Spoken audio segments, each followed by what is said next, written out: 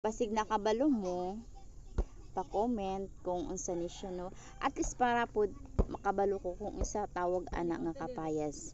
Kung sa Tagalog papaya, di ba? Hello everyone, ug naa na pod karon si Ika nagsamok-samok na pod sa inyuhang wall. Yes, ug naa karon si Ika sa iyaha garden, and of course ako ipakita sa inyo ang tanom nako nga kapayas. Yes, unsay tawag sa inyo sa papaya? Unsay tawag sa inyo kay diri sa amo kapayas. Here. Then daghan ni siya nga punuan nga kapayas. Ni ipakita na ako sa inyo unsay mga pangalan ani kay kani mong good siya lahi ang akong nakita ani. Kani taas siya flower.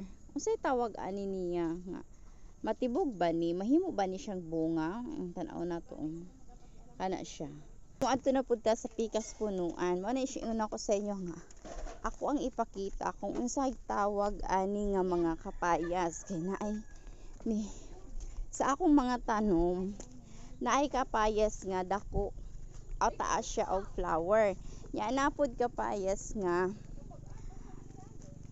dili siya tag-as og flower nya ing ani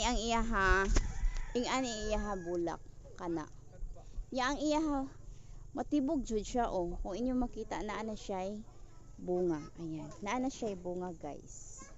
Kung ato makita nagbunga na siya. Pero kadto ganihang anong taas man to siya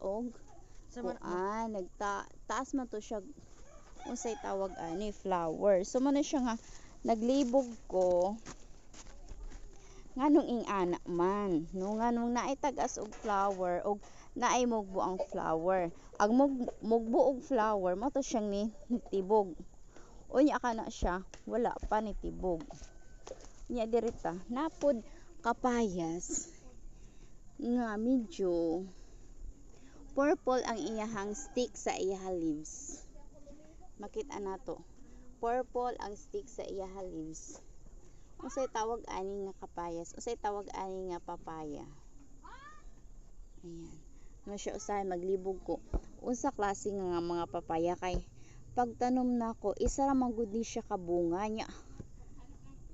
Isa ra ni siya kabunga, isa ka seedling. Parihara sila variety nya. Pagtanom nako mo ni siyang results.